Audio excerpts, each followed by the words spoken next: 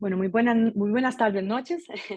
Bienvenidos y bienvenidas a esta charla virtual, Nuevos Paradigmas de Empleo Público. Mi nombre es Miriam Sanabria Garita y soy gestora de proyectos del programa de servicios de asesoría y consultoría del SICAP. Antes de dar inicio, les solicito muy amablemente que por favor mantengamos los micrófonos en modo silencio, apagados, mientras estamos escuchando la exposición. Vamos a tener una hora aproximadamente de exposición y unos 30 minutos de consultas para que puedan irlas realizando por medio del chat o conforme vayamos realizando el orden según levanten lo que es la mano. Sabemos que lo que es el objetivo de la Ley de Marco de Empleo Público es regular las relaciones de empleo entre el Estado y las personas servidoras públicas. Entonces, para asegurar lo que es la eficiencia y la eficacia en la prestación de bienes y servicios. Así que esta serie de charlas que estamos brindando, algunos no sé si han tenido la oportunidad de participar en unas que hemos realizado de manera presencial, la idea es que ustedes conozcan todos los servicios que les puede brindar la Universidad de Costa Rica a través de todos estos temas para que nos puedan buscar y con mucho gusto apoyarnos. Bueno, para los que no nos conocen, somos el Centro de Investigación y Capacitación en Administración Pública. Desde hace 47 años brindamos soluciones integrales a las instituciones por medio de nuestras tres áreas de acción, que es el programa de educación continua y permanente, el programa de servicios de asesoría y consultoría y lo que es el área de investigación. En esta actividad nos acompañan la máster Milena Gómez Gallardo y el máster Abel Chinchilla Bazán.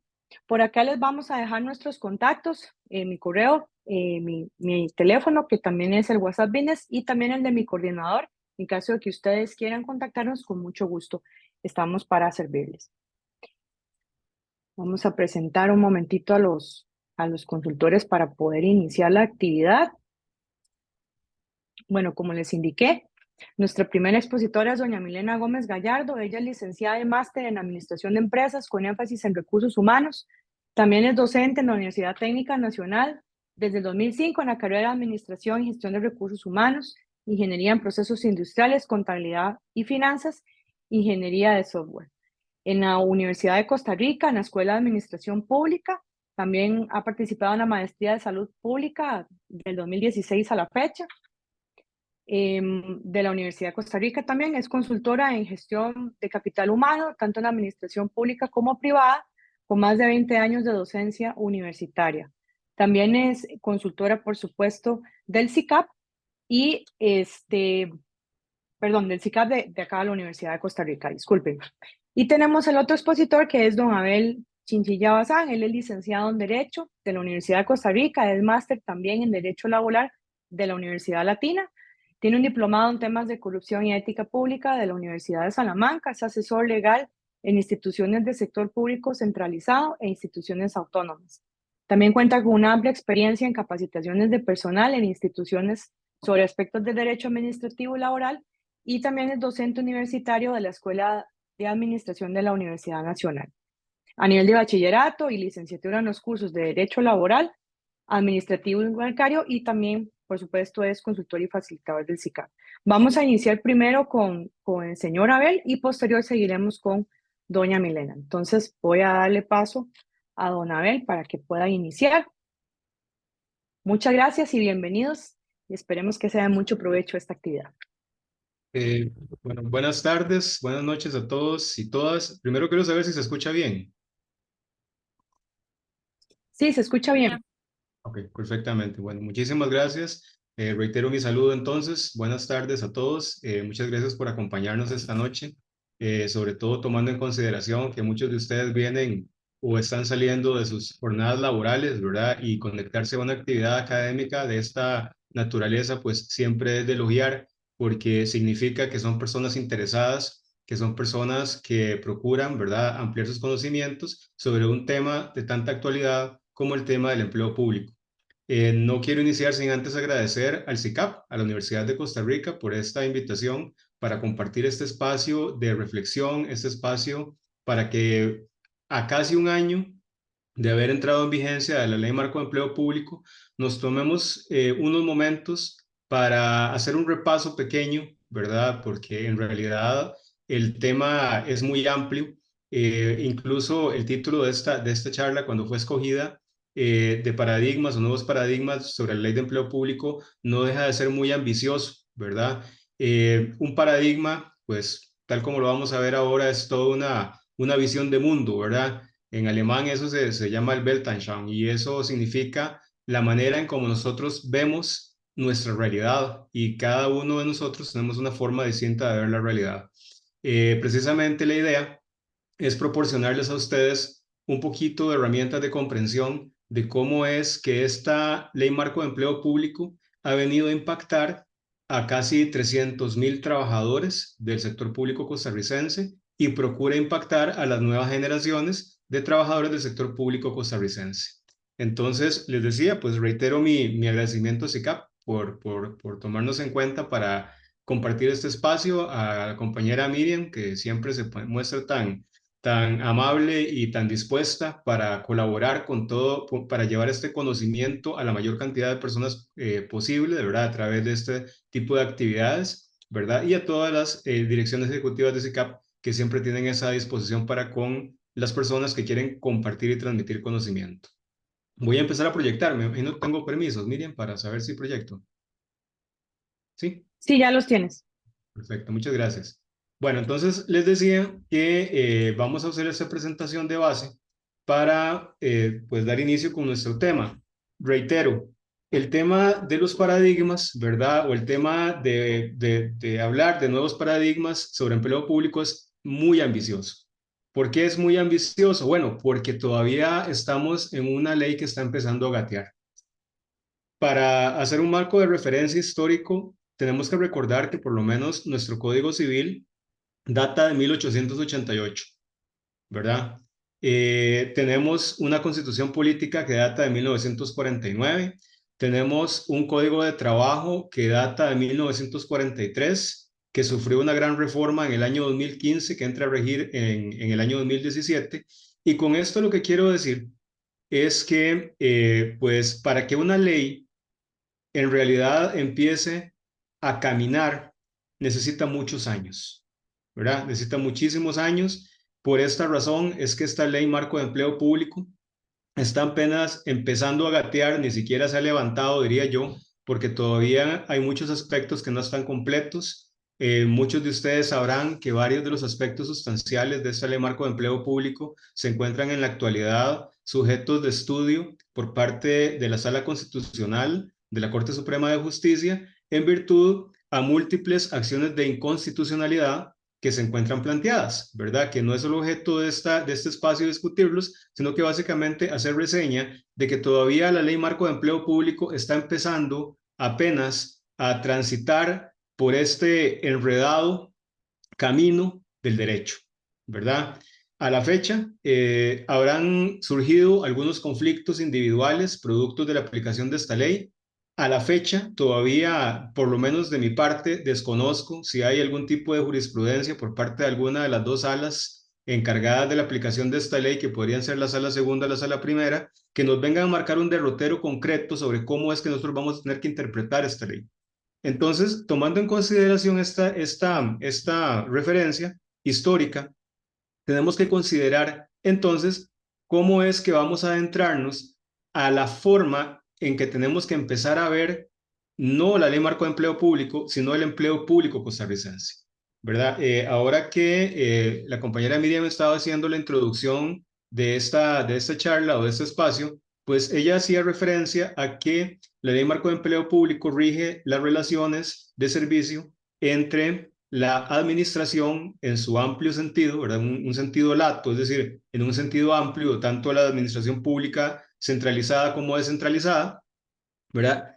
Y para poder comprender esto, tenemos que adentrarnos en una nueva comprensión de la administración pública. Y no me estoy refiriendo a la administración pública costarricense, sino que a una nueva comprensión de la administración pública en general, es decir, el Estado actuando desde las competencias que por ley o constitución se le asignan para procurarle mejorar la vida a las personas.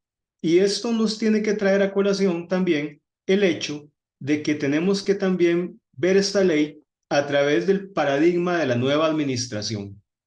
Muchos de ustedes o algunos de ustedes en algún momento pueden haberse puesto a reflexionar sobre cuál es su papel como individuos, como ciudadanos en relación al Estado. ¿Cómo es que nosotros vemos al Estado y cómo el Estado nos ve a nosotros? ¿Verdad? Y cuando estoy hablando de Estado, insisto, me refiero al Estado en su sentido más amplio posible. Administración centralizada y descentralizada. Ha existido históricamente una concepción clásica del Estado como el centro de imputación de derechos y deberes único, monolítico, estructurado, ¿verdad? Que es un fin en sí mismo. Todavía, cuando a mí me correspondió estudiar Derecho, hará unos 25, 30 años, partíamos de que el Estado, en muchas ocasiones, los teóricos lo veían como un fin en sí mismo. Y resulta que ese modelo de administración monolítica, unilateral, centralizada, inexpugnable, como un gran monstruo, la describíamos nosotros como el Leviatán. En muchos textos clásicos todavía de Hobbes, en muchos textos que principalmente a Hobbes es a quien le debemos nosotros esta teoría de Leviatán, se hace referencia al Estado como un Leviatán, como un gran monstruo, ¿verdad? Que puede llegar a consumir a una persona, consumir al individuo. No es sino hasta que se empiezan a desarrollar teorías relacionadas con los derechos humanos que nosotros empezamos a adentrarnos en una nueva concepción del Estado. Y esta nueva concepción del Estado va a estar guiada por un Estado que va a estar dirigido al servicio de los ciudadanos. Y es que esto es muy importante que lo veamos o lo entendamos para poder comprender el contexto en el cual se desarrolla esta ley marco de empleo público. Es decir, tenemos que ver ahora el Estado ya no como ese leviatán que me correspondió estudiar a mí, ya no como ese gigante, ¿verdad?, que puede consumir vidas y haciendas, sino que tenemos que ver al Estado con un nuevo rostro. Y ese nuevo rostro se manifiesta en la forma en que el Estado va a dirigir los esfuerzos de la administración para en realidad mejorar la vida de los individuos.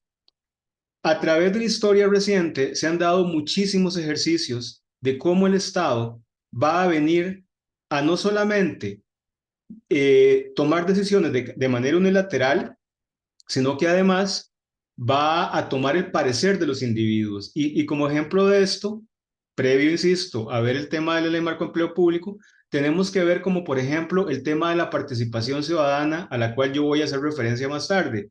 Los mecanismos de participación ciudadana los podemos ver nosotros ahora en multiplicidad de situaciones, como por ejemplo cuando la ARECEP llega y plantea consulta pública un reglamento, cuando se plantea consulta pública un incremento de tarifas, cuando, por ejemplo, muchos proyectos de ley, la Sala Constitucional, ¿verdad?, los devuelve a comisión o los devuelve a la Asamblea Legislativa porque no se le tomó parecer a las comunidades indígenas, ¿verdad? O como, por ejemplo, cuando las personas se manifiestan y son capaces de doblar al Estado, ¿verdad? A través de los mecanismos de manifestación popular que tenemos, ya sea escrita, virtual o física, ¿verdad? Que en este momento varios de nosotros, por ejemplo, hemos visto cómo muchas personas que no tienen el acceso al agua se han tenido que ir a luchar por el acceso de un derecho al agua, y eso es capaz de que las entidades estatales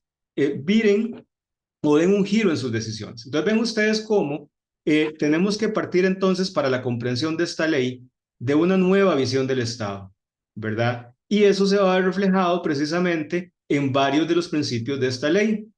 Esta ley no es muy extensa, es una ley relativamente corta si lo comparamos con otros tipos de leyes, en realidad no abarcará más de 50 artículos, pero y junto con unos transitorios. Sin embargo, hay varios principios de esta ley que son importantes, ¿verdad? Y que son los que van a servir de modelo para venir a tomar en consideración la forma en cómo se va a interpretar esta ley.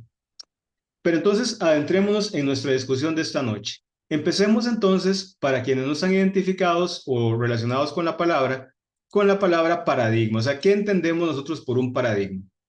En una concepción básica, que nos proporciona la Real Academia, paradigma se define como una teoría o un conjunto de teorías, como dice ahí, cuyo núcleo central se acepta sin cuestionar.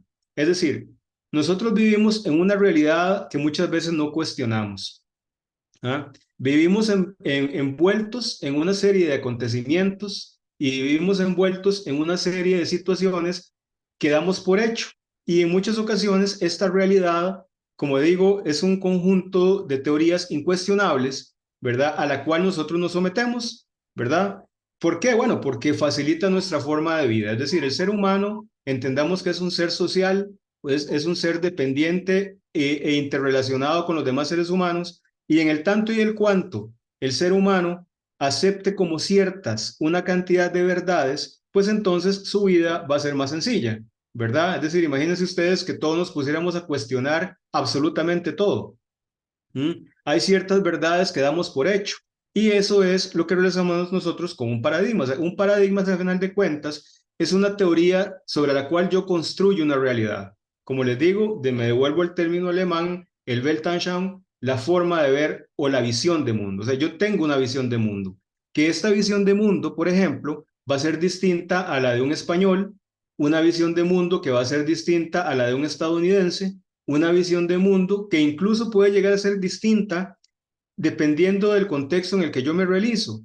Yo tengo una visión de mundo desde mi profesión, yo tengo una visión de mundo, ¿verdad? Desde el lugar donde vivo, y cada uno de ustedes, las 80 personas que en este momento están conectadas, tienen una visión de mundo particular que les facilita la vida, ¿verdad? Ustedes viven aceptando una serie de realidades sobre las cuales muchas de ellas son incuestionables, ¿verdad? Entonces, a partir de ahí, yo construyo también mi proyecto de vida.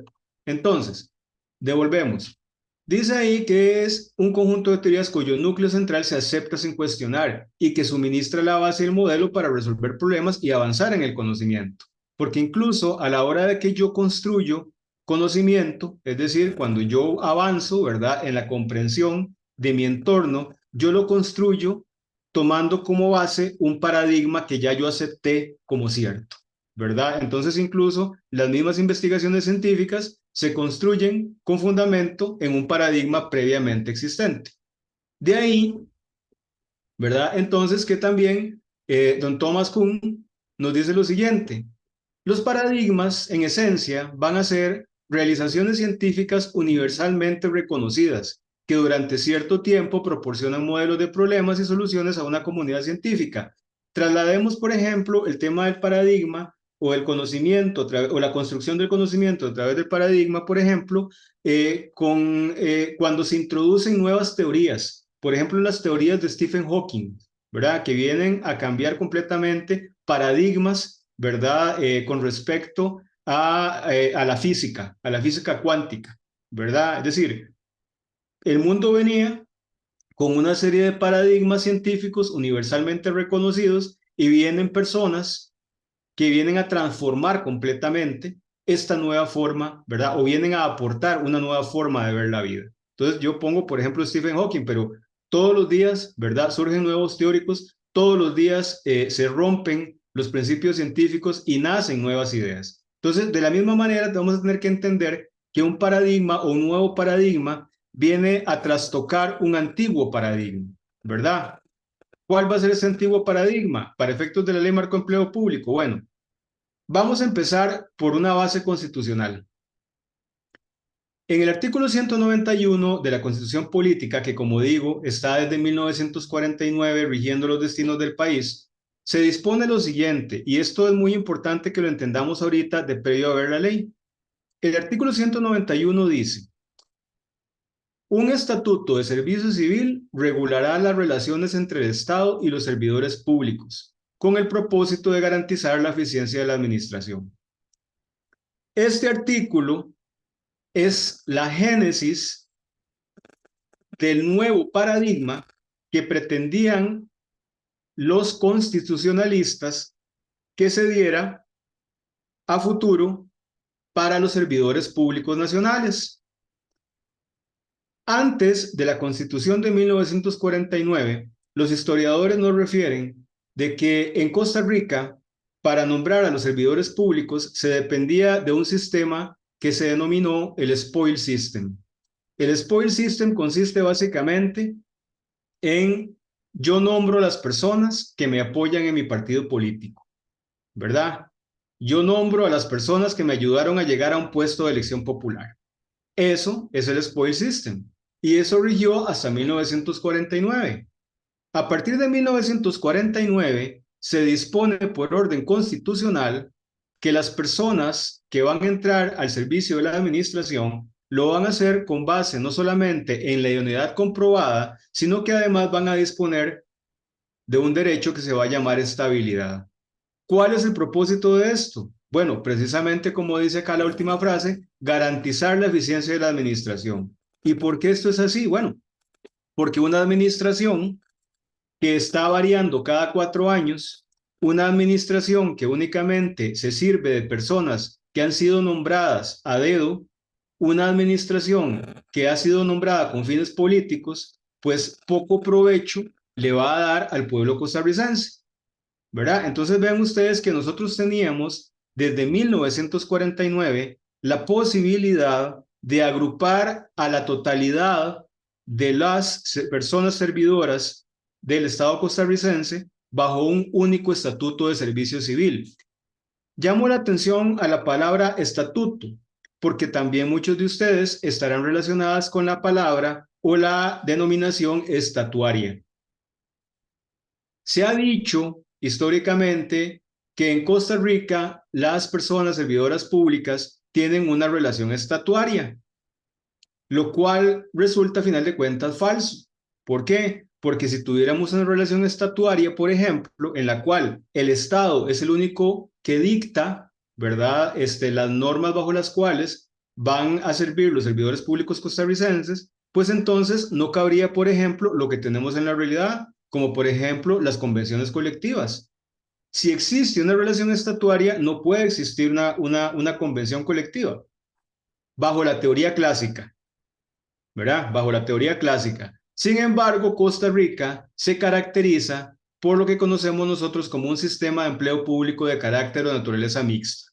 Entonces, vamos a tener un grupo de gente, ¿verdad? O servidores públicos que van a tener una relación estatuaria y otros que van a tener o van a estar regidos por una multiplicidad de regímenes, dentro de los cuales varios de ellos van incluso a poder negociar o han podido negociar, ¿verdad? Aspectos propios de la relación laboral. Entonces ven ustedes cómo Costa Rica, a pesar de que desde 1949 plantó la semilla del régimen estatuario, lo cierto es que la realidad nos rebotó en la cara y esto a final de cuentas no es así.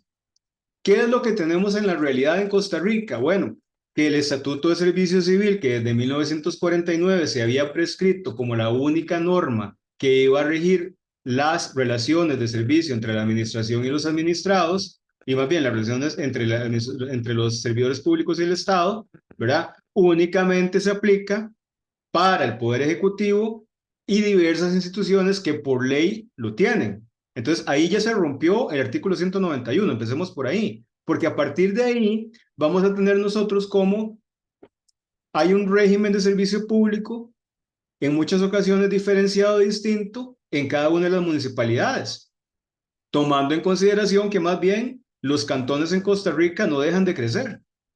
Entonces, cada vez que se crea un cantón, también, a como venimos, se crea un régimen de empleo público.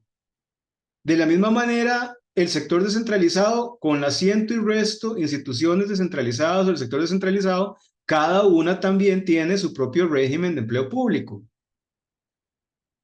Los poderes, el Poder Judicial tiene su propio régimen de empleo y constitucionalmente se establece.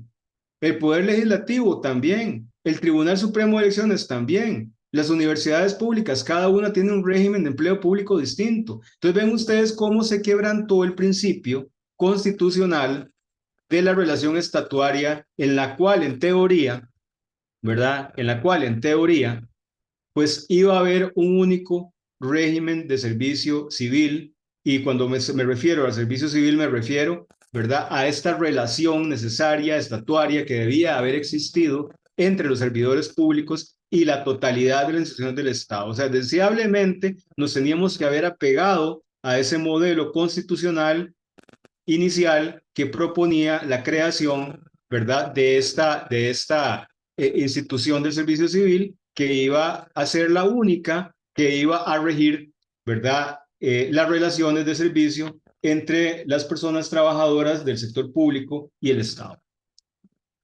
Bueno, ¿cuál es el resultado de esto? El resultado, pues aquí yo estoy poniendo algunos, pero pueden haber más, porque esto no es número cerrado, ¿verdad? Es decir, cada uno de ustedes tendrá más resultados, los teóricos tienen más resultados, ¿verdad? Es decir, ¿cuál es el resultado de esta situación en la cual se quebrantó el principio constitucional del régimen de empleo único? Bueno, en primer lugar, lo que nosotros conocemos en el derecho como la atomización del régimen de empleo público. Es decir, la atomización significa, ¿verdad?, que se disgregó absolutamente todo el empleo público que iba a estar inicialmente centralizado y esto generó, ¿verdad?, pequeños feudos, pequeños regímenes de empleo público, muchos de ellos denominados odiosos para muchas personas, ¿verdad?, en la cual no se respetaban los principios del ingreso a la gestión pública, se permitieron muchísimas situaciones que ahora denominamos irregulares, pero que en su momento eran legales. Se promovió, ¿verdad?, básicamente a través de la multiplicidad de creación de instituciones, que no se respetara este principio de unicidad que en principio debería haber garantizado, ¿verdad?, la eficiencia de la administración. Resultados directos, bueno, como todos pudimos haber observado en algún momento, ¿verdad?, en la prensa nacional o en diversos estudios de científicos que se realizaron en diversas escuelas y facultades, la existencia de brechas salariales para el mismo cargo en distintas instituciones realizando funciones idénticas o similares. Es decir, que un ingeniero en una municipalidad haciendo exactamente lo mismo, realizando las mismas tareas y funciones, ganaba X cantidad y en una institución descentralizada ganaba menos o ganaba más, ¿verdad? Una persona que tenía o tiene un puesto de operador de equipo móvil, un chofer o una secretaria, un asistente administrativo, ¿verdad? En una institución ganaba N cantidad de dinero y en otra institución otra, ¿verdad? Porque resulta que ese régimen de empleo público que tenía en una institución incluso tal vez le favorecía, ganaba más pluses, le reconocían más puntos. Por ejemplo, cuando estábamos hablando del incentivo de la anualidad, en algunas instituciones se reconocía el 2, en otras el 2.5%, en otras el 3%, habían anualidades del 5%. ¿Me explico? Y esto lógicamente que generó una gran cantidad de brechas salariales que a todas luces es injusta. ¿Por qué es injusta? Bueno, porque incluso la misma ley, y me refiero a la Constitución, dice que en teoría, ¿verdad?, se procura que una persona reciba el mismo salario realizando las mismas funciones en idénticas condiciones de eficiencia y eficacia, ¿verdad? Eso es lo que dice la Constitución política.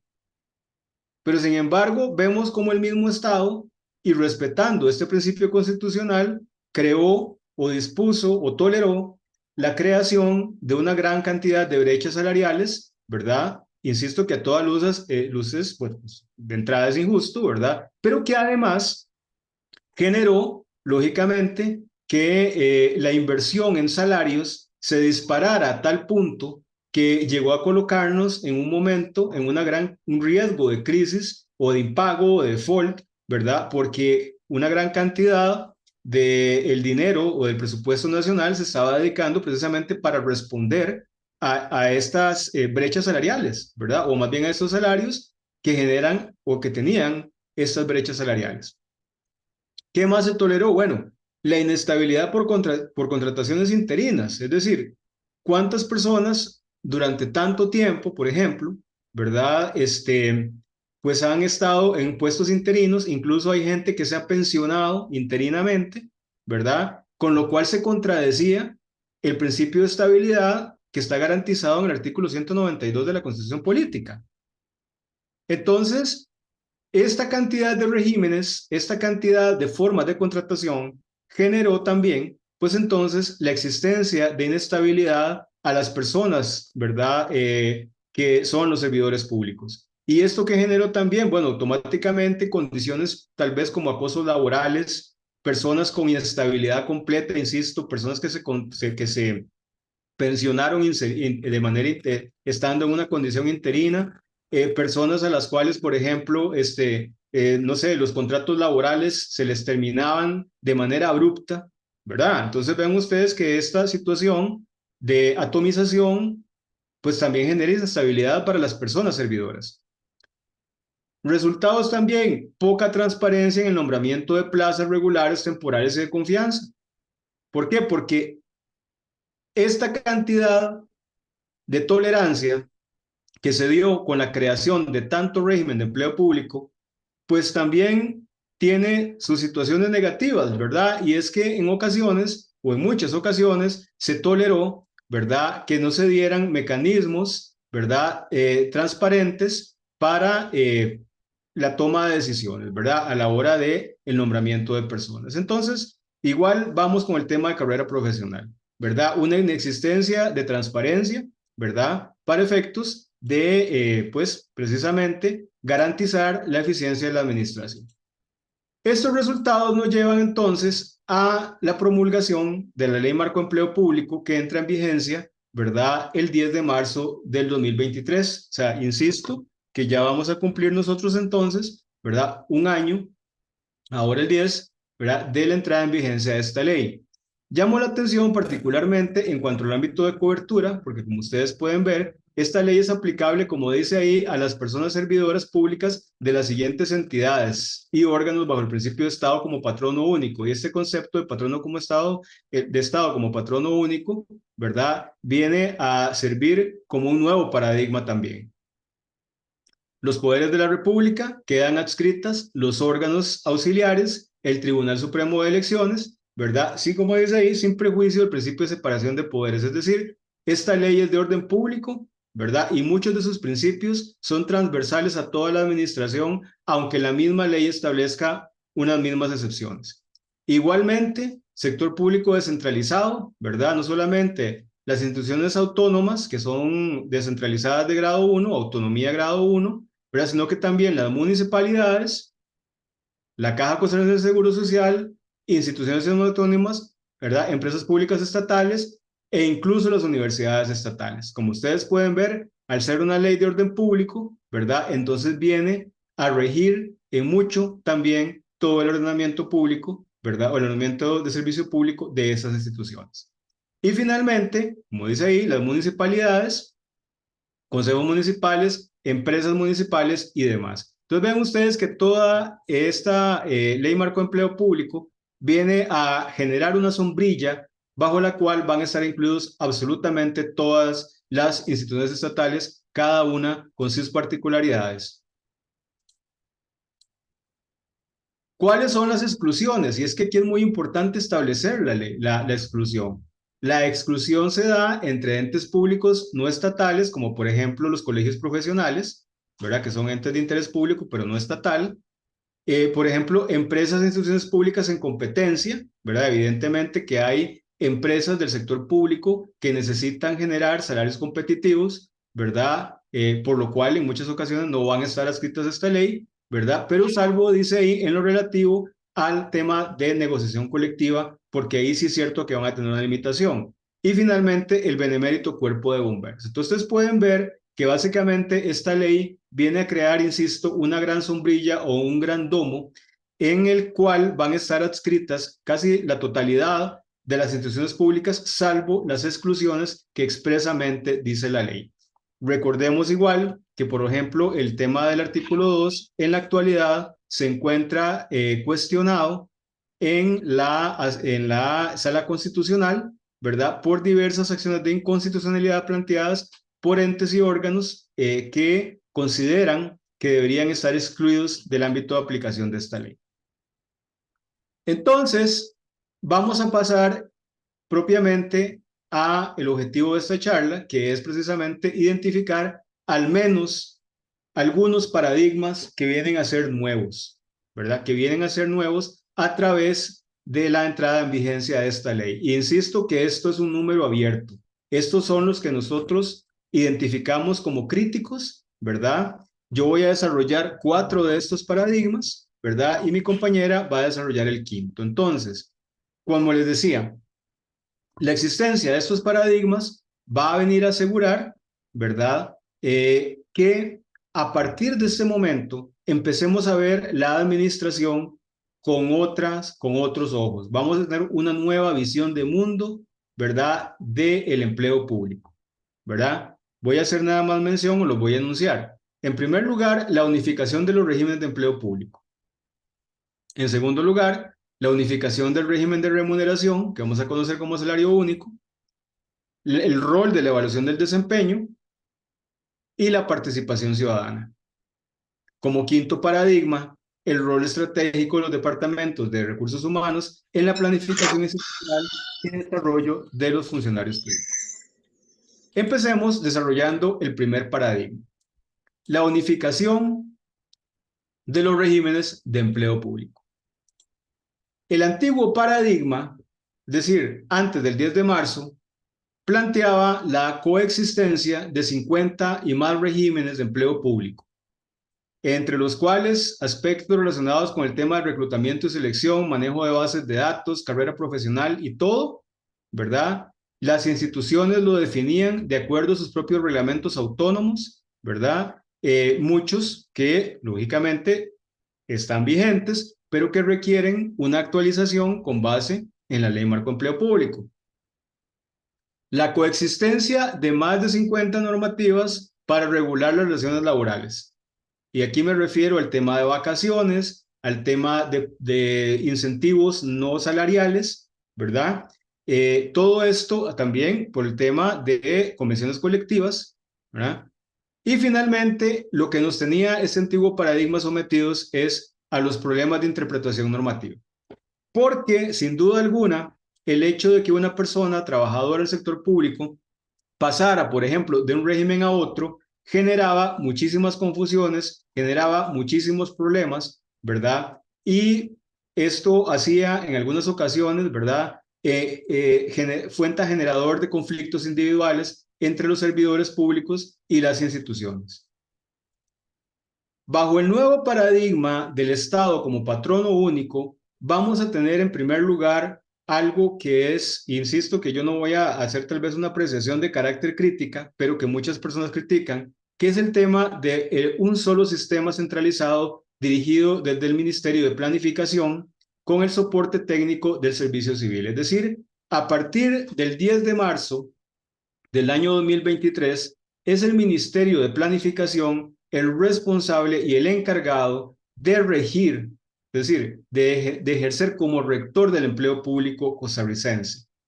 ¿Afortunado o desafortunado? Bueno, el tema es que recordemos que Mideplan es un órgano de carácter político, ¿verdad? Y entonces, lógicamente que no vamos a tener la administración o el gobierno que en este momento tenemos durante mucho tiempo más. Recordemos que, por ejemplo, el actual gobierno termina el 8 de mayo del 2026 y vendrá un nuevo gobierno. Entonces, vean ustedes que esto representa de alguna manera un riesgo, ¿verdad? Tomando en consideración la naturaleza política del Ministerio de Planificación. Pero bueno, lo cierto es que a partir del 10 de marzo es responsable Mideplan de la Rectoría del Empleo Público costarricense con el soporte técnico del Servicio Civil. Se va a crear entonces también una normativa única para la regulación de relaciones laborales. Y aquí me refiero a resolución de conflictos, aspectos disciplinarios, régimen disciplinario, el tema de las vacaciones, el reconocimiento de incentivos no salariales, el tema de carrera profesional. Y esto va a generar entonces a futuro, porque todavía no, la unificación de criterios de interpretación normativa. Entonces, de alguna manera, ¿verdad? Se cumple un rol útil, ¿verdad? Que va a ser que vamos a partir todos de las mismas reglas.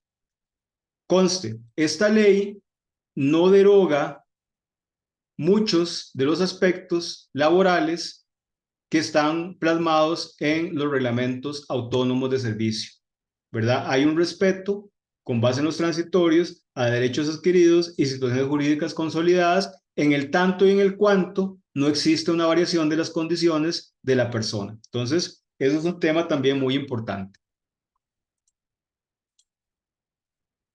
Un segundo paradigma, que es el que digo yo que es crítico, ¿verdad? Y coincidimos que es crítico, es el tema de la remuneración. Porque en el antiguo paradigma, ¿verdad? Tenemos la coexistencia de 50 y más regímenes de remuneración que se refleja en la existencia de un salario base más pluses, lo que nos conocemos nosotros como el salario compuesto, ¿verdad? E incluso pluses o sobresueldos creados mediante convención colectiva, que como les digo a ustedes, es un síntoma de la desaparición de la relación estatuaria, porque en una relación estatuaria usted no es capaz de negociar un plus o negociar un sueldo. Entonces, más bien ahí, ¿verdad? Precisamente la creación de un sobresueldo a través de convención colectiva rompe este principio de relación estatuaria. Pero bueno, la existencia o coexistencia que todavía en la actualidad rige para la gran cantidad de servidores públicos costarricenses, es decir, la existencia de un salario compuesto. En el nuevo paradigma, vamos a tener un solo sistema de remuneración que vamos a denominar salario único, que va a estar definido por parte de Mideplan en conjunto con el Servicio Civil y el Ministerio de Hacienda y entre varios participantes más. Es decir, va a existir un salario único que no va a contemplar la existencia de pluses. Los pluses o los sobresueldos quedan desterrados o quedan derogados para todas las relaciones de servicio, ¿verdad? Que entran a regir o que entraron a regir a partir del 10 de marzo del 2023. El aumento salarial no se va a dar de manera automática como se venía dando, por ejemplo, cuando se daba una nueva anualidad, por ejemplo, sino que para que exista un aumento salarial dependerá de factores macroeconómicos, ¿correcto? Y esto va a contemplarse únicamente dependiendo de si ciertas situaciones se van a dar dentro de la macroeconomía nacional. Entonces no va a ser un aumento automático y el crecimiento automático de los salarios evidentemente queda constreñido. La prohibición de creación de pluses mediante convención colectiva, que ya venía siendo también evaluada anteriormente a través de la ley 9635, ley de salarios de la administración pública y además por parte del Código de Trabajo, es decir, que ya veníamos constriñendo cada vez más, ¿verdad? La competencia de la negociación colectiva a la hora de determinar el tema salarial con las instituciones. Entonces, lo que viene a hacer la ley es de ponerle un punto final a esta situación, ¿verdad? Es decir, la creación de pluses salariales mediante convención colectiva. A través de los transitorios, ¿verdad? Existe o se protege un respeto a los derechos adquiridos en el tanto y en el cuanto las condiciones de la contratación de la persona no varíen. Y además se propone un régimen de transición con el propósito de que las personas paulatinamente vayan migrando de un salario compuesto a un salario único en el momento en que este salario compuesto alcanza el salario único y que también tiene su parte negativa que se refleja precisamente en la posibilidad del congelamiento indeterminado de un salario, ¿verdad? Porque tal vez no lo va a alcanzar el salario único. El rol de la evaluación del desempeño, ¿verdad? En el cual el antiguo paradigma, ¿verdad? Plantea igual la coexistencia de 50 y más regímenes de evaluación del desempeño, porque cada una de las instituciones definía sus propios parámetros de evaluación. La evaluación del desempeño estaba ligada a un aumento por la anualidad, es decir, recuerden ustedes que hasta la entrada en vigencia de la Ley Marco Empleo Público, la forma de adquirir un aumento salarial a través del incentivo de anualidad se venía precisamente ligado a la evaluación de desempeño. Eso todavía persiste para las personas que están por debajo del salario único que actualmente tenemos, ¿verdad? La poca o nula relevancia de la evaluación del desempeño para carrera profesional, es decir, usted ascendía en carrera profesional indistintamente del resultado de la evaluación del desempeño. Entonces, ¿cuál era realmente la idea de la evaluación del desempeño? No tenía un sentido práctico más allá del aumento salarial ligado con anualidad. Y también la evaluación del desempeño sin nexos con una planificación estratégica. Es decir, la evaluación del desempeño no contemplaba la planificación estratégica institucional a la hora de que el servidor estaba siendo evaluado. El nuevo paradigma nos plantea que la evaluación del desempeño se va a ligar con parámetros diseñados específicamente por Mideplan, el Servicio Civil y los departamentos de recursos humanos de las instituciones, sobre lo cual mi compañera va a ampliar, con excepciones indicadas en la ley, ¿verdad? Es decir, la misma ley dispone cuáles van a ser las excepciones. En segundo lugar, la evaluación del desempeño ya no se va a ligar a un aumento anual, excepto para aquellas personas que todavía estén por debajo del salario global.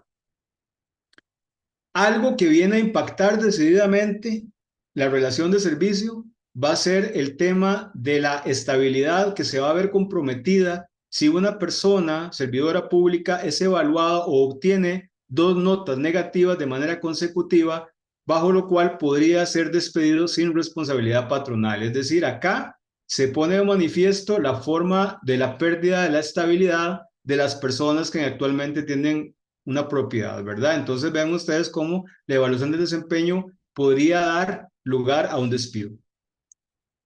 La evaluación del desempeño, además, va a estar ligada directamente con la planificación estratégica institucional, ¿verdad? Cosa que antes no pasaba, pero además las metas en la evaluación del desempeño, ¿verdad? Se diseñan en conjunto también con la persona servidora. Entonces, y acá viene algo muy, muy importante, que es que precisamente la evaluación del desempeño va a estar ligada directamente con la carrera profesional. Esto quiere decir que necesariamente para que una persona ascienda en carrera profesional, necesariamente tiene que tener una evaluación del desempeño sobresaliente, cosa que antes no pasaba. E incluso la evaluación del desempeño no está puesto acá, pero está ligada directamente también con las posibilidades de capacitación que la persona servidora pública vaya a tener. Es decir, que para usted poder conseguir capacitaciones necesita tener evaluaciones de desempeño positivas, ¿verdad? Entonces, son aspectos importantísimos o nuevos paradigmas. Y finalmente, en lo que me corresponde a mí, que esto es, como les digo, algo que está en verde, digámoslo así, es el tema de la participación ciudadana. El antiguo paradigma nos propone que los ciudadanos, en general, tenemos o carecemos, ¿verdad?, de mecanismos de transparentar o de ser o de saber cómo es de que las personas son nombradas, cómo es que las personas, ¿verdad?, servidoras públicas tienen su estabilidad. A lo más que se puede llegar en ocasiones es a presentar un recurso de queja o una denuncia en contra del funcionario, ¿verdad? ¿Todo bien? Sin embargo, Perdón, ¿verdad? no. No hay problema. Sin embargo, como les decía, ¿verdad? El nuevo paradigma propone 2 principios desde la ley. Lo que llamamos el principio de prevalencia del interés general y un segundo principio de participación de la ciudadanía. Estos 2 principios están contemplados dentro de los artículos iniciales de la ley. Y aquí es a donde yo me vengo a plantear las preguntas. ¿Podrá ser que en algún futuro los ciudadanos califiquen a los empleados públicos y dependiendo de la calificación de los ciudadanos se garantice la estabilidad en un puesto? Esa es una pregunta que yo me formulo, porque hay administraciones que han dado ese paso. Es decir, que la evaluación del desempeño no solamente va a estar a cargo del superior inmediato y del mismo funcionario, sino que podrá ser el momento en el cual se establezcan mecanismos de participación en los que los mismos ciudadanos califiquen los empleados públicos y dependiendo de esta calificación, ¿se podría afectar la estabilidad del funcionario? Esa es una pregunta que ya yo dejo planteada. ¿Por qué? Porque ya nosotros vemos desde los albores de la ley que existen voces y existen personas y existen propuestas que van enrumbadas a ese sentido. Ahí quedaría yo, los dejo con este interrogante, ¿verdad? Con mi compañera, ¿verdad? Que a continuación va a desarrollar lo siguiente. Les agradezco muchísimo por la atención y me quedo por acá. Muchísimas gracias, Abel. Damos paso a doña Milena. Y Puedo yo, si quiere, compartir yo mejor, para estarla pasando yo, ¿les parece? Sí, claro, no hay problema. Ok, listo. Vamos a ver, aquí está. Un momento, no sé. Bueno, muy buenas tardes a todos. Bueno, igualmente reitero el agradecimiento que hizo Abel al CICAP por darnos este espacio y también a ustedes, pues darles las gracias por estar aquí con nosotros esta tarde. Bueno, ya creo que Abel hizo toda la introducción sobre el rol, digamos, la parte legal, ¿verdad? ¿Cuáles fueron los fundamentos por los cuales pues se da un cambio de paradigmas? Para nosotros sí es importante que nosotros entendamos que sí hubo un cambio de paradigma. Yo sé que esta ley trae muchas cosas, cosas que todavía no están resueltas, pero bueno, es lo que hay y yo, pues en todo este trabajo que hemos estado haciendo en este año y antes de que iniciara la ley, pues creo que uno tiene que aplicar, como se dice, lo que hay. Esto es lo que tenemos y con esto tenemos que trabajar. Pero entonces hay que ver el lado positivo. Ya todas las partes que están impugnadas, que tienen recursos de amparo, pues no esperaremos que eso se vaya resolviendo. Pero veámosle, digamos, algunos aspectos importantes que ya dentro del área de recursos humanos vienen a posicionarnos mejor. Y para mí se le dio un rol estratégico. Yo que he sido pues consultora por muchos años en la parte del sector público también en recursos humanos, prácticamente recursos humanos era el rol ahí, los que están en el servicio civil estaban entre la espada y la pared, entre el servicio civil, las autoridades de las instituciones públicas o autoridad presupuestaria, o sea, era un rol más tramitador que estratégico, siendo nuestro rol estratégico, porque somos esa parte que tiene que estar mediando y gestionando a las personas. Entonces, sí viene a ser este rol estratégico. ¿Y cómo? Bueno, mediante la planificación. Entonces, vamos a ver, bueno, esto es muy rápido, cómo era el sistema que dijo la ley, ¿verdad? La Rectoría de Mideplan, por otro lado, Servicio Civil, ¿verdad? Que viene a colaborar con Mideplan y algunas instituciones que están bajo el régimen de Servicio Civil. Y vean ustedes que pone como parte de este sistema las áreas, direcciones de gestión de recursos humanos. Y bueno, el conjunto de normativa, que es un poco lo que vamos a ver hoy, es un poco cómo podemos nosotros jugar este rol. Pero entonces somos un actor estratégico de la función de las instituciones públicas. ¿Y cómo entramos en ese rol estratégico? Bueno, entramos a través de la planificación. O sea, desde el momento en que nos piden que la planificación de recursos, primero, a quienes trabajan ahora aquí, que están presentes en esta charla y trabajan en recursos humanos, les digo, ¿cuántas instituciones públicas hacen planificación de recursos humanos? No la relación de puestos, no. Una verdadera planificación, muy pocas. Bueno, vamos a ver ahorita cómo nos vinculamos con esto. Entonces, vamos a ver que desde el momento en que a nosotros nos piden que la planificación de recursos humanos esté vinculada con la planificación institucional, estamos cambiando. ¿Por qué? Porque ya tenemos un lugar en la mesa. Así como presupuesto es muy importante, nosotros vamos a ser importantes y no solo por la relación de puestos. Derivado a este proceso que se nos pide va a venir todo lo que es organización de trabajo. Y ahorita vamos a ver rápidamente cómo, ¿verdad? No vamos a entrar con así como una especificidad muy grande, pero vamos a ver cómo. También nos toca en evaluación del desempeño, en gestión del empleo y obviamente en clima organizacional. Y vamos a ir viendo. ¿Por qué? Bueno, porque vamos a ver cómo ellos ponen que el proceso de planificación, que va a abarcar políticas, manuales y procedimientos.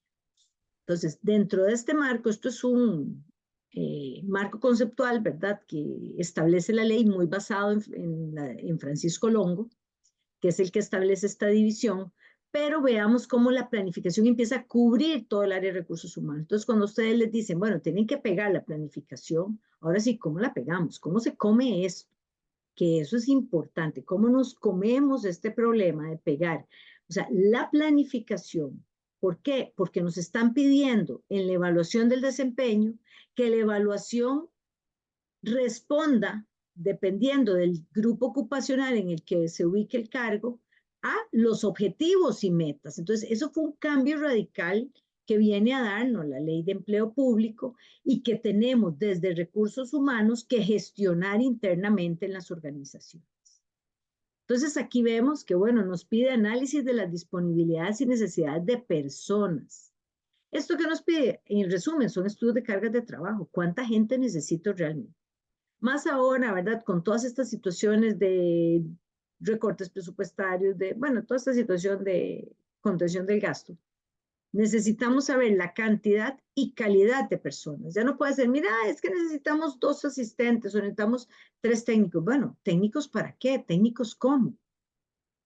Y lo más importante, visualizarlos en ello. Previsiones sobre el sistema de organización del trabajo y modificaciones de estructura. ¿Qué nos está hablando aquí? De las estructuras ocupacionales. Las estructuras ocupacionales tienen que pegar con las estructuras organizacionales. Yo no puedo tener un organigrama de hace 10 años.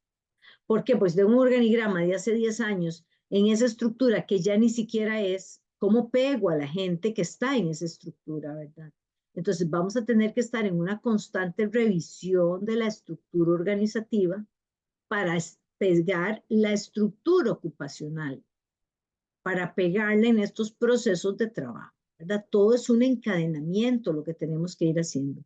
Y esto pues se irá construyendo poco a poco, ¿verdad? Pero recuerden que Mideplan nos permite también reorganizaciones parciales, cosas así. Entonces, pues aquí se puede ir trabajando eso.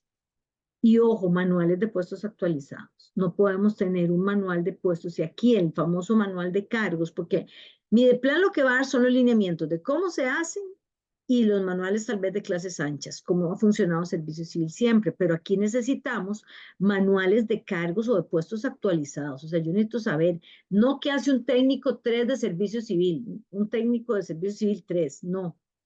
Necesito saber quién es el asistente de conta, qué hace el asistente de conta. Y ahorita lo vamos a ver. Competencias definidas, pero competencias, y ahorita vamos a ver también rápidamente, que tienen que ser competencias ligadas al cargo. Convocatoria de concursos y suspensión temporal de nuevas contrataciones. Bueno, esto es un mandato, ¿verdad? Que trata de, que la ley nos viene a decir, traten de eliminar todo lo que es interinazgos. De hecho, la Caja acaba de sacar un gran concurso y vemos, bueno, ya si la Caja lo hizo, pues yo creo que todos los que tenemos ahí pendientes podemos irlo sacando. Nos pide medidas de promoción interna y capacitación. ¿Qué nos dice esto? Planes de sucesión, carrera y planes de capacitación. Le está dando importancia a los concursos internos. Esta nueva ley le está dando mucho énfasis al concurso interno y después sacarlo en la nueva plataforma esta que va a ser probablemente como un SICOP, que hay 3 años, bueno, ahora 2 años, porque daba 3 años la ley, ya llevamos 1 año, entonces da 3 años para que se haga este sistema. Pero entonces, antes de tener ese sistema, nosotros en este plazo tenemos que ir cubriendo los interinos porque después vamos a tener que subir las plazas vacantes al sistema. Y un presupuesto requerido para la ejecución de los planes. O sea, nuestra relación de puestos, yo recuerdo cuando yo hacía, porque yo también pues, fui jefe de recursos humanos de instituciones públicas, dele un tanto por ciento más y se quedaba igual, ¿no? Es que ya ahora, si nosotros hacemos esto primero, que es el análisis de disponibilidades y necesidades, va a tener que pegar con nuestro presupuesto, dado con nuestra relación de puestos. Entonces, vamos un poco a la organización del trabajo. El manual de cargos, como les decía antes, va a tener que ser ese elemento fundamental que va a ser la columna vertebral del sistema. ¿Por qué? Porque ese manual de cargos que va a tener que pegar con el manual de clases anchas es el que me va a decir a mí cómo voy a reclutar. Entonces tengo que tener muy bien las funciones, porque ahora vamos a ver qué es lo que nos dice en reclutamiento y la fundamentación de los concursos nos va a dar las pautas para la capacitación y el desarrollo, para ver, bueno, en qué vamos a capacitar a la gente, qué necesitamos para que la gente también pueda participar en esos concursos, cómo los vamos a desarrollar. Y algo muy importante, los indicadores de desempeño. Las definiciones de esas metas y esos indicadores. ¿Por qué? Porque la evaluación del desempeño, el 80% de la evaluación ahora es de metas. Entonces, ¿de dónde voy a sacar las metas? tiene que pegar esas metas con lo que yo hago. A mí no me va a pedir usted algo que no esté en el manual ni siquiera. Entonces el manual se va a convertir en esa herramienta que tiene que estar actualizada, subida en la intranet o en la página también por transparencia, y que tiene que tener por lo menos los indicadores de desempeño, las competencias, los comportamientos observables. No es solo la competencia que diga el nombre y ahí una descripción general. No, ¿por qué? Porque eso también se va a evaluar. Ese 20% que nos queda ahí va a ser una evaluación de competencias y tenemos que saber qué le vamos a evaluar a la gente. No se vale decir, bueno, es que tal cosa ahí genérico. Entonces, ¿qué pasa? Que si eso es genérico y las conductas observables no están claras, al final se vuelve muy subjetivo ese 20%.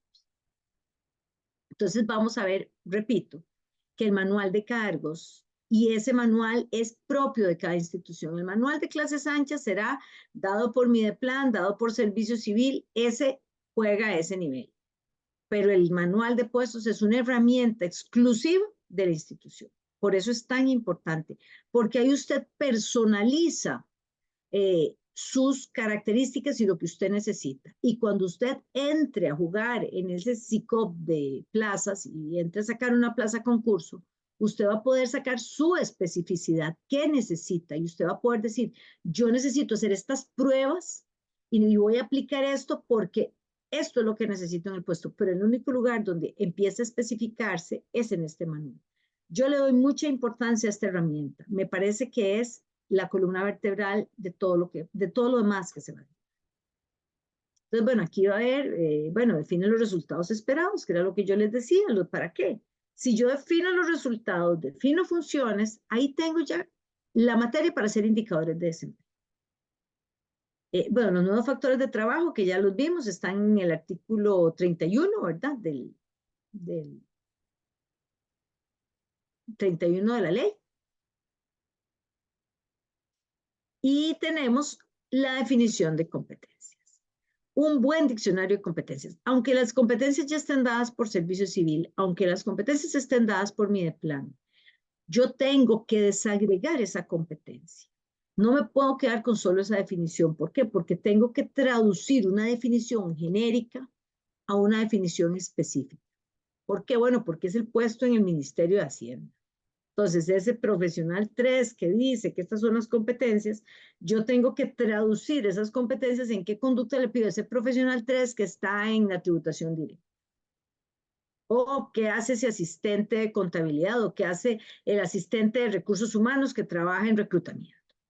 O sea, es que así es como yo, ¿qué espero yo de esa competencia o qué conductas observables más específicas necesito yo para los cargos? Entonces, ¿qué se... Ay, suave. Vamos a ver aquí. Ay, espérense un momento, me devolví.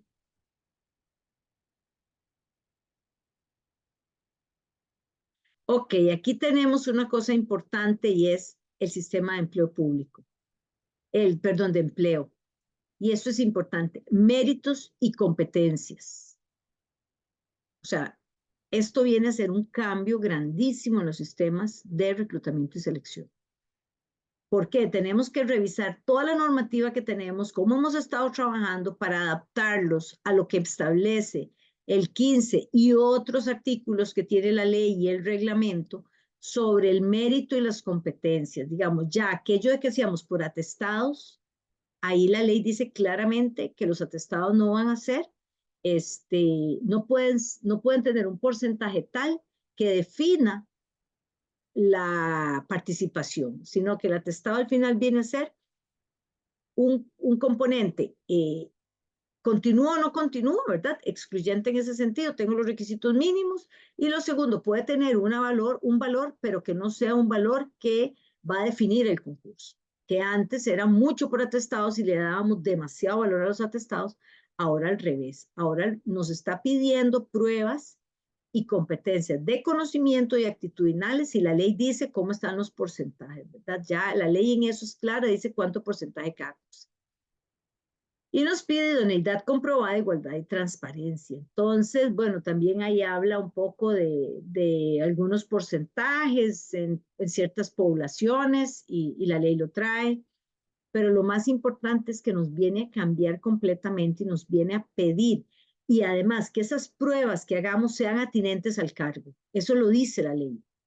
Entonces, yo no puedo hacer ahí como una prueba genérica donde se le aplico al profesional 1, 2 y 3 la misma prueba, no. O sea, la prueba tiene que ser específica para el cargo. ¿Y dónde vamos a sacar eso? Del manual de puestos. O sea, ¿cómo voy a decir yo que esta prueba sí pega si tengo el manual de puestos o no lo tengo actualizado o no tengo manual de cargo? O sea, por eso es muy importante que nosotros revisemos muy bien las herramientas técnicas que hasta el momento tenemos. Y si no, tenemos que empezar a desarrollarlas o a ajustarlas a estos nuevos requerimientos. E igualmente para promoción interna, que algo importante es que sí fomente el concurso interno.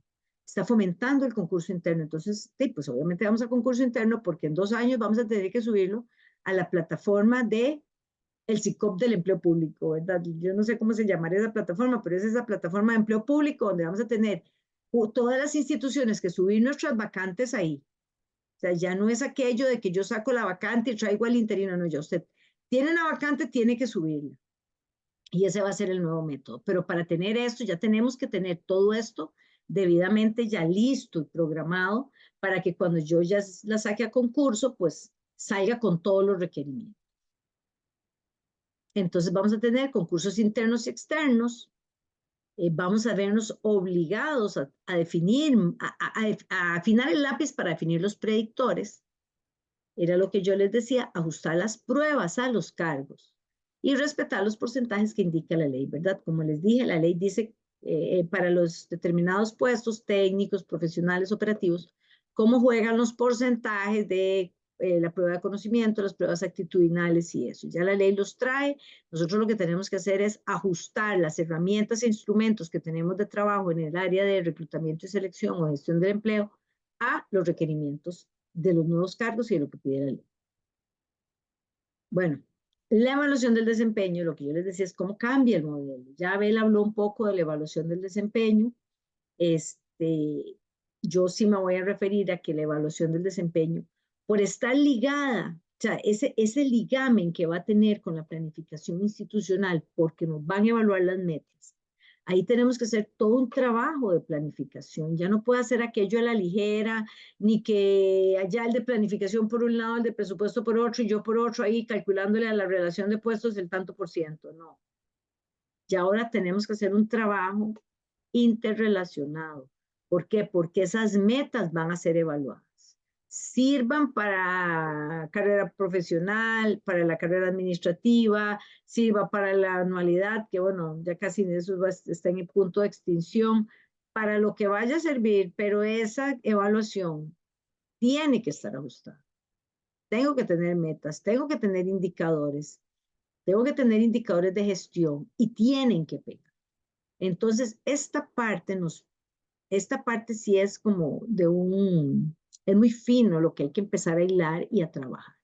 Me imagino, pues, de que sobre esto hay bastantes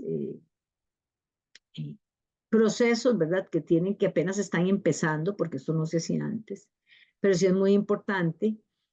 Y evalúa competencias, jefaturas y la autoevaluación. ¿Y saben qué implica esto? Cultura de autoevaluación. La gente tiene que aprender a autoevaluarse.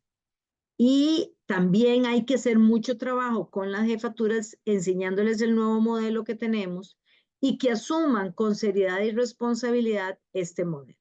Porque aunque, bueno, también la ley pide que haya un sistema de información, ¿verdad? Donde se va alimentando, pero eso es trabajo, eso es seguimiento. Entonces también nuestro deber como recursos humanos es darle acompañamiento a esas jefaturas. No podemos decir, vea, la ley dice, hágalo.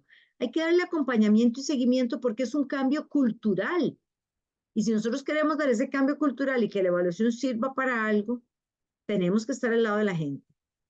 En nuestra evaluación del desempeño en la función pública había sido casi un saludo a la bandera, ¿verdad? Pero ya realmente con esto, pues si nosotros queremos darle funcionalidad a la evaluación del desempeño, hay que capacitar y dar seguimiento. Porque también la autoevaluación, la gente que en todo se pone 100, no, yo soy perfecto, no, yo soy excelente. O sea, también hay que aprender a autoevaluarse. Y como les decía, la parte competencial es importante, porque si no se vuelve, aunque sea un 20%, se va a volver subjetivo. Si nosotros no tenemos bien planteados y los jefes están claros de qué es lo que tiene que evaluarse en las personas, pues definitivamente, si no hacemos esto y no damos ese acompañamiento y esa capacitación, no vamos a cambiar la cultura.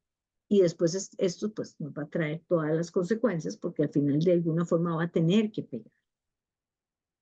Bueno, esto era decir, en manera sucinta, ¿verdad? Un poco la parte a lo que yo nos queríamos referir, digamos, en los paradigmas, cuando hablábamos del nuevo rol, nos viene a cambiar el rol y nos viene a dar más trabajo a las oficinas de recursos humanos, pero también a ponernos, a tener la ventaja de poder compartir con la gente, meternos con la parte de las jefaturas, cambiar un poco aquella cultura donde yo a veces llego y les voy a ser honesta, llego a instituciones y me dicen, usted va para recursos inhumanos. Y yo digo, pero ¿qué es lo que pasa? Bueno, que a veces somos muy tramitadores y se nos olvidan las personas. Bueno, esto nos da una oportunidad de volvernos en ese rol y en ese socio estratégico de la institución donde recursos humanos no solo hace trámites, sino también gestiona y apoya de diferentes formas a las jefaturas y a los funcionarios públicos. Y bueno, tendremos que trabajar también el clima. Yo pues lo mencioné al inicio, no quiero entrar mucho en este detalle, pero sí esta ley con tanta incertidumbre, con el problema que hay salarial, ¿verdad? Que mucha gente va a tener su salario sostenido por tiempo, que vienen todos estos cambios. Eso pues obviamente va a generar incertidumbre, va a generar angustia, molestia. Entonces, pues como recursos humanos nos tocará también trabajar y ver de qué forma podemos motivar, generar climas positivos, porque no nos sirve. Nosotros pues sabemos todas estas cosas, pero tampoco nos sirve en este momento decir, sí, qué barbaridad, nosotros no podemos ser parte de los que echan para atrás, ¿verdad? Tenemos que también ser ese elemento que ayude a la motivación sin ser ilusos, sin decir cosas que no tenemos que decir, sin prometer cosas que no vamos a cumplir, pero sí, pues y tratar de levantar un poco la moral de las personas, porque durante este año ha habido demasiada incertidumbre, ha habido muchas cosas poco claras que se irán aclarando, me imagino que en el pasar del tiempo, porque el mismo Mideplan no ha dado todas las herramientas y hemos estado en esas transiciones, pues definitivamente es una parte que habrá que trabajar en la parte de clima. Bueno, yo les agradezco la atención y queremos dejar un espacio para preguntas, porque creemos que es muy importante, pues que las personas puedan presentar algunas preguntas y evacuar dudas. Bueno, muchas gracias a doña Milena y a don Abel por la presentación que nos acaban de hacer. Y como lo mencionó doña Milena, efectivamente seguiremos con un espacio para consultas, por lo que los invito a levantar la mano y se les va a ir dando la palabra uno a uno. Había Y varias en el también, chat. ajá, y también hay varias en el chat, entonces vamos a ir haciendo las del chat y si alguno tiene una, les daremos el espacio para contestar. Mientras van levantando la mano, podemos iniciar con las del chat. La primera pregunta que hicieron fue por parte de Alice. Igual si gustan, cuando hacemos sus consultas por el chat, pueden prender el micrófono por si gustan hacer alguna otra acotación, disculpe. Doña Alice nos menciona si a Recope lo alcanzaba la ley. Tal A vez ver, nos quiere explicar un poco más, doña Alice. a ver. Hola, hola, buenas noches. Mi nombre es Alice. Me tomé el atrevimiento de abrir el micrófono considerando que la compañera leyó mi mensaje. Sí, bueno, estas preguntas que quiero hacer es efectivamente porque he escuchado algunos comentarios y que más que preguntarle pues a los profesionales, ¿verdad? Por ahí escuché que, que la aplicación de las escalas salariales nuevas era uso discrecional de la administración de la empresa. Eso, ¿verdad que eso no es así? O sea, la aplicación de las escalas nuevas sí es obligatorio donde la ley los alcance. esa es mi primera pregunta. Y mi segunda pregunta, que por ahí se puede ver en el chat, es si una persona entra al sector público con una jornada de 40 horas, em, tiene que pasarse a una jornada de 48 horas por la ley de empleo público, considerando que las personas que entran con la ley de empleo público pues entran con un salario más alto que los salarios compuestos.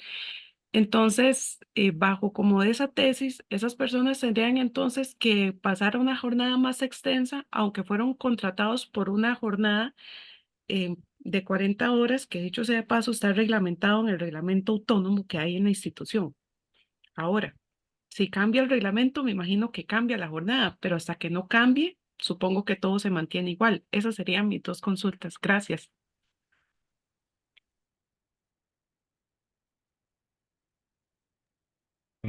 Voy a empezar yo y tal vez Milena, tal vez complementas si te parece. A ver, la ley de orden público.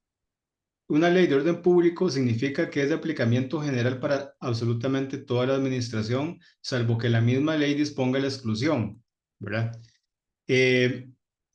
Cuando una ley es de orden público, significa que la administración tendrá que hacer los ajustes respectivos en las reglamentaciones internas para cumplir con los preceptos de la ley, porque por fuera de la ley nada, ¿verdad? Ok. Recordemos que hay un principio de legalidad y ese principio de legalidad es aplicable a la totalidad de la administración. Vamos a dos casos muy puntuales que usted planteó. El primero, en cuanto al tema de la aplicación de las escalas salariales. Una cosa es lo que se comprende como salario único, que básicamente es una única remuneración sin sobresueldos, que es un principio de la ley que es aplicable a la totalidad de las instituciones. Y otra cosa es que las escalas salariales dispuestas por el Ejecutivo sean aplicables a otras instituciones. Lo que la ley dice es de que el principio de salario único es transversal a todos, por ser una norma de orden público. Lo que pasa es que la misma ley determina que las escalas salariales van a ser determinadas por la misma institución en aquellos casos en los cuales las instituciones, por ejemplo, hablen de que son exclusivos y excluyentes, entonces corresponderá a cada institución diseñar su propia escala salarial en el tanto y cuánto se cumpla con el principio de salario o remuneración única. Entonces, por ejemplo, un ejercicio que se puede hacer, que ya en este momento está disponible, es que, por ejemplo, se consulte la escala salarial propuesta por el Ejecutivo para los puestos adscritos, ¿verdad? Directamente bajo la sombrilla de Mideplan, Servicio Civil y demás, y se consulte en comparación a otras instituciones que ya tienen también publicadas sus propias escalas. Entonces ahí ustedes mismos se van a dar cuenta qué tanto se diferencian o qué tanto coinciden, ¿verdad? Porque, como insisto, el principio es el salario único, que pueden haber variaciones en la escala dependiendo de las condiciones particulares de cada institución. Entonces ahí más o menos voy a responder la primera pregunta sin perjuicio que mi compañera quiera ampliar con respecto a esto. Y lo segundo, que es con Perdón, respecto don Abel, perdón, le hago, acá es importante algo tal vez, Alice, me permite terminar, porque sí quiero perdón, hablar preguntas y ya, ¿verdad? Para más o menos aclarar. La segunda pregunta que usted relacionó con el incremento de la jornada, eso no es así. Vamos a ver. Evidentemente, con la entrada en vigencia de la Ley Marco de Empleo Público, hay personas que después del 10 de marzo empiezan ganando un salario que puede superar a salarios compuestos anteriores de personas que ya están en el mismo puesto. Esto no implica que las personas que entran después del 10 de marzo van a trabajar más. No, esto no significa que se les amplíe la jornada, ¿verdad? Eso lo que significa únicamente es, ¿verdad? De que estas personas no van a ganar pluses, ¿verdad? Y para las otras personas que quedaron por debajo del salario único a la entrada en vigencia de la ley, van a ir incrementando sus salarios de manera paulatina conforme la misma ley lo establece, ya sea por aumentos por costo de vida o ya sea porque se le aplica la anualidad en razón a la evaluación de desempeño tal como venía siendo así. Entonces, ¿qué es lo que pasa? No es que se hace una ampliación de la jornada laboral de ninguna manera. ¿verdad? La ley de ninguna manera menciona ese aspecto. Lo que se hace es, simple y sencillamente, que una persona ingresa después del 10 de marzo con un salario único que, si es cierto, en muchas ocasiones puede llegar a ser superior al salario compuesto que otra persona venía devengando, que ya estaba contratada, ¿verdad? Pero esto es una disposición de la ley son los transitorios, a partir de la aplicación de los transitorios, que se supone que tiene que ir paulatinamente en el tiempo, incrementándose el salario de esta persona. Entonces, más o menos ahí dejaría contestadas las consultas, ¿verdad? Pero no sé si mi compañera quiere ampliar o le damos la oportunidad a la señora, ¿verdad? Bueno, tal vez yo diría que fuera, hay varias preguntas, Abel, tal vez vos puedes ir leyendo algunas como para ir agilizando, hay algunas que se pueden tal vez responder en bloque. Solo quiero agregar a esto que la ley es muy clara, quienes tienen, digamos, quienes están bajo servicio civil, quienes están bajo Mideplan, y entonces las escalas de salario serán las que ellos establezcan. Ahí no hay cómo salirse. Las que tienen alguna libertad, como las municipalidades, las universidades, la única libertad que tienen es de definir su escala salarial, pero que el salario único sí tienen que cumplirlo, ¿verdad? No es que, aunque yo me declare exclusiva y excluyente de algunas pautas, no es que no tenga que cumplir la ley, que a veces eso pues tiende a confundir. No, la ley es para todos. Lo único es que es diferente quienes no están cubiertos por Mideplan o por servicio civil, que pues tienen alguna libertad de hacer su propia normativa interna, pero que tienen que cumplir los parámetros de la ley, los tienen que cumplir, ¿verdad? Y eso es importante. Sí, Sí, bueno, muchas gracias. Muchísimas gracias. Sí. Hemos destacado algunas preguntas debido a que estamos recibiendo bastantes. Entonces, el que seguiría está con el nombre de Z Benavit. Él menciona que le gustaría saber la interpretación del transitorio sobre los nombramientos en propiedad. Esto quiere decir qué personas van a ser nombradas sin concurso. Y esta misma persona nos hizo una segunda pregunta, si en los concursos, como lo hizo la caja, se le da el puesto a la persona que tiene más de 2 años de estar en él. ¿Eso es concurso? Y estaría en contra de la libre participación. No sé si la persona también quiere acotar algo y que nos conteste doña Milena y don Abel. Jen, vamos a dejar las preguntas y que ellos contesten y levantando la mano a los demás porque no nos da tiempo de ampliar más la pregunta. Entonces, sería Ok. la respuesta a esta. Ok, sería la respuesta a esas dos. Bueno, vamos a ver, en cuanto a ese transitorio, tiene que ver o se relaciona con precisamente garantizar la estabilidad en el puesto de personas que ya tienen un tiempo trabajando en la administración. Es el que usted esté ya nombrado en una posición interina, ¿verdad? O una situación interina, de ninguna manera lo excluye del concurso, ¿verdad? O sea, es decir, no se supone que usted va a estar excluido de participar en el concurso. Lo que vendría a garantizarle a usted el historial que usted tiene ya interino es únicamente que se le tomen en cuenta, ¿verdad? Como un tipo de situación diferenciadora, no discriminadora, porque no contradice de ninguna manera, digamos, por ejemplo, alguna norma laboral, ¿verdad? Simple y sencillamente que se tome en cuenta esa situación de que usted está ocupando de manera interina la plaza, ¿verdad? Participar en este concurso, pero los concursos no quedan eliminados, ¿verdad? De ninguna manera. Igual, lo que hay es una obligación de generar por parte de las instituciones un plan, ¿verdad? Para precisamente desarrollar estos concursos, identificando precisamente el personal que tienen interino, ¿verdad? Pero de ninguna manera la situación del nombramiento por concurso pues se ha eliminado, porque vendría a contradecir el principio del 192, ¿verdad? Que tiene que ver con la garantía de la idoneidad, pero no, los concursos no quedan excluidos. Una persona igual podrá llevar 10 años en una plaza, igual tiene que participar, igual puede hacer que no quede seleccionado, ¿verdad? Es decir, eso una cosa no incluye con la otra. Lo que pasa es de que el tema de la temporalidad es un factor a considerar a la hora de la posible selección. En corto, sí, ¿verdad? Sí, igualmente para solo complementar esto de los concursos es muy importante, por eso se le está dando importancia al concurso interno, ¿verdad? No necesariamente tiene que salir a concurso externo, puede salir a concurso interno, pero sí tiene que tener ya los componentes que pide la ley, ¿verdad? Si ya yo a partir de ahora digo, bueno, voy a sacar un concurso interno, tengo que tener, como yo les dije ahora, las pruebas psicométricas o las pruebas para medir competencias y medir conocimiento. O sea, no es que yo me voy a brincar la ley y como esto es gente vieja y es interina de hace 10 años, le voy a aplicar las pruebas de hace 10 años, no. O sea, tendría que ajustarse a lo que pide la ley. Ok, perfecto. Jenny Araya nos consulta qué pasa si una institución hizo primero la escala de puestos, cargos y salarial y el manual de puestos no está aprobado por el órgano competente. En ese De- caso, más bien, yo creo que Milena es la experta en el tema, No, ¿verdad? bueno, no entiendo muy bien, pero vea, primero tenía que actualizarse el manual de cargos, pero si hizo la escala salarial, lo hizo con un manual de cargos viejo, o sea, con lo que tenía antes. Lo que hizo fue a lo que tengo ahora le doy salario.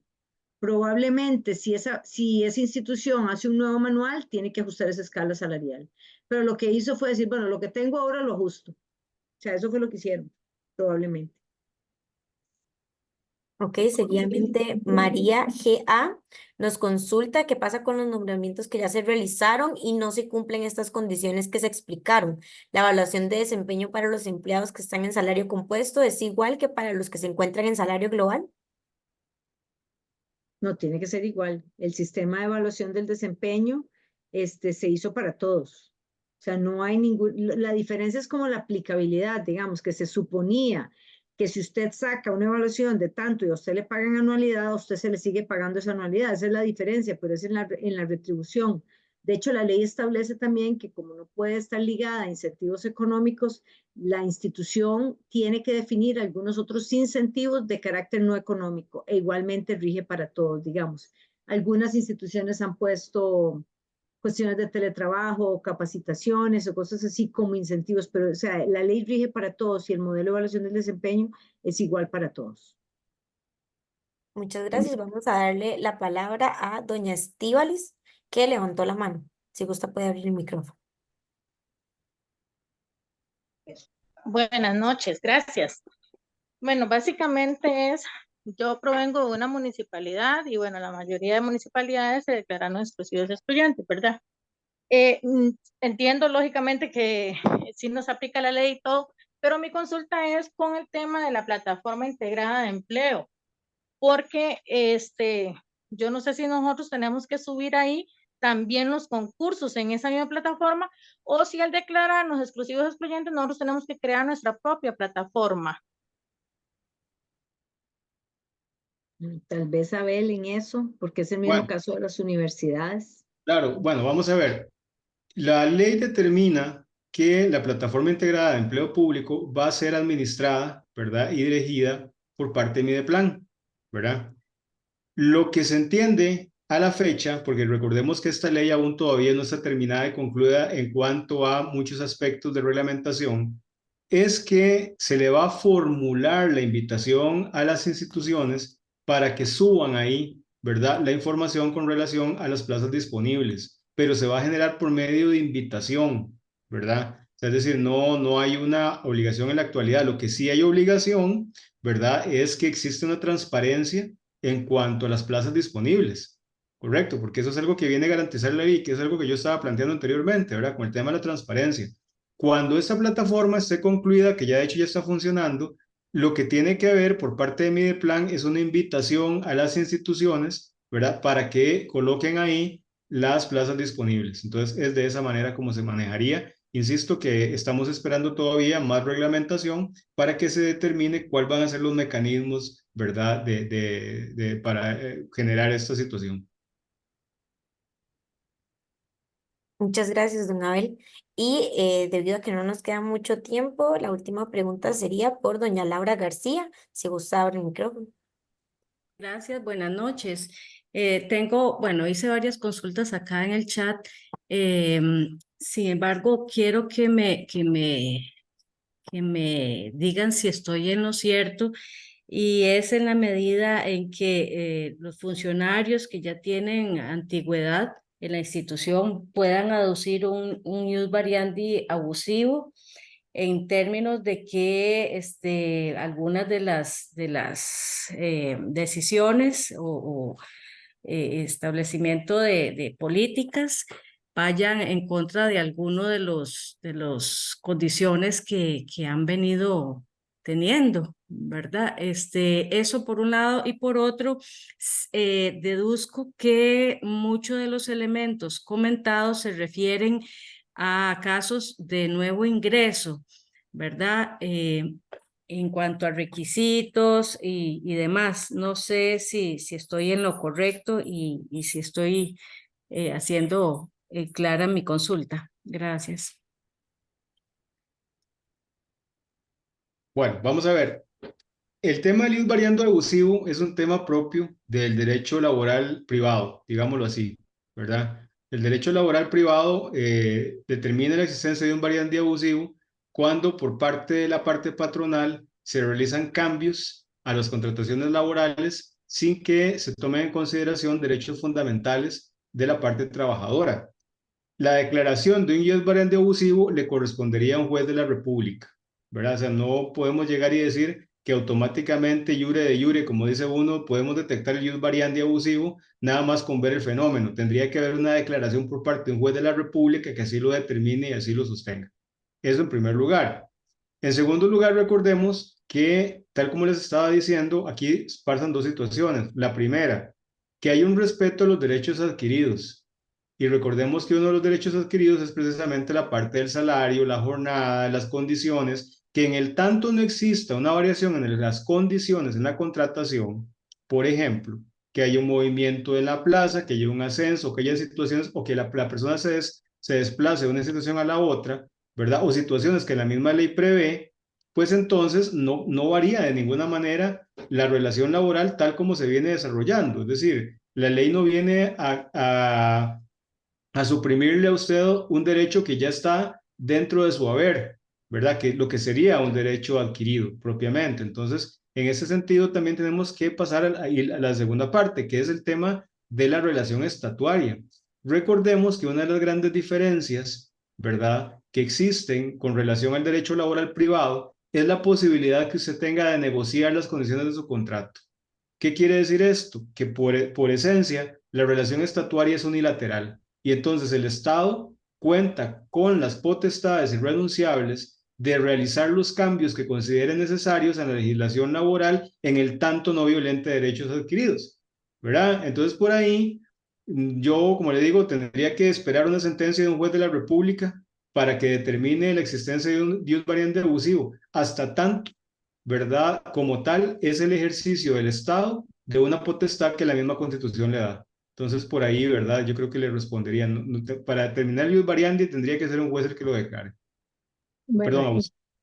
ok, en Gracias. cuanto a los requisitos, cuando yo hablo de actualizar los manuales, lo que se busca con la actualización de manuales es especificar, digamos, funciones, indicadores de desempeño, una serie de información. No necesariamente ese manual va, al actualizarlo, va a cambiar los requisitos de los puestos, no necesariamente.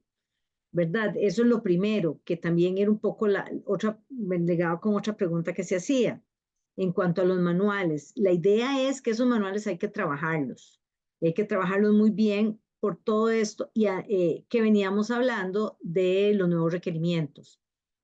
Pero cuando se cambia algún cargo que en nuestra jerga sería, se reasignarían, ¿verdad? Porque estos puestos nos dimos cuenta que cuando hicimos el manual de cargos deberían estar en otra categoría, pues ya para eso la administración tiene una serie de mecanismos de cómo se trabajan las reasignaciones, ¿verdad? Cuando es por estas reestructuraciones o por estos cambios de manual, pues ahí hay toda una normativa que viene de hace muchos años que se tendría que aplicar, ¿verdad? Que se le da, en algunas instituciones yo he visto que se le da, digamos, 3 años a las personas para que alcancen el requisito. Usualmente esa es la política que más se usa, darle un plazo a las personas, pero no necesariamente porque yo actualice todo el manual voy a cambiar los requisitos, ¿verdad? Pero va a fungir igual que cualquier cambio de manual, ¿verdad? Como se había venido trabajando antes. Gracias. Muchísimas gracias a todos por acompañarnos en esta actividad. Por acá les estoy proyectando las próximas charlas que vamos a tener. El día de mañana tenemos una que habla justamente del salario global. Aún tenemos espacio por si gustan llegar al CICAP, esto es presencial. Sería de 9 a 10:30 de la mañana aproximadamente. Y la última que vamos a tener virtual es el 18 de marzo, que habla sobre las modificaciones en los procedimientos disciplinarios. Así que cordialmente invitados, si casualmente llenan el enlace y está lleno la actividad, simplemente me mandan un mensajito. Puede ser a mi WhatsApp o puede también ser por correo electrónico para valorar la posibilidad de un espacio adicional.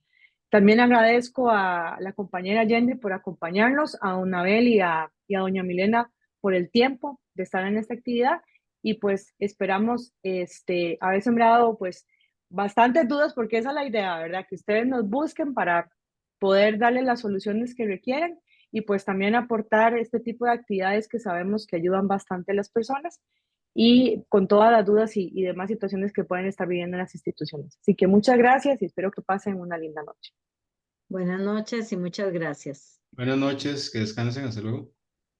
Perdón, omití decirles que el día de mañana les vamos a pasar la presentación junto con este video que lo vamos a colgar en nuestro canal de YouTube y también nuestros servicios de asesoría y consultoría y de paso también capacitación porque tenemos un curso que se va a programar justamente en empleo público, así que también cordialmente invitados a esa actividad, que justamente don Abel y doña Milena son los facilitadores.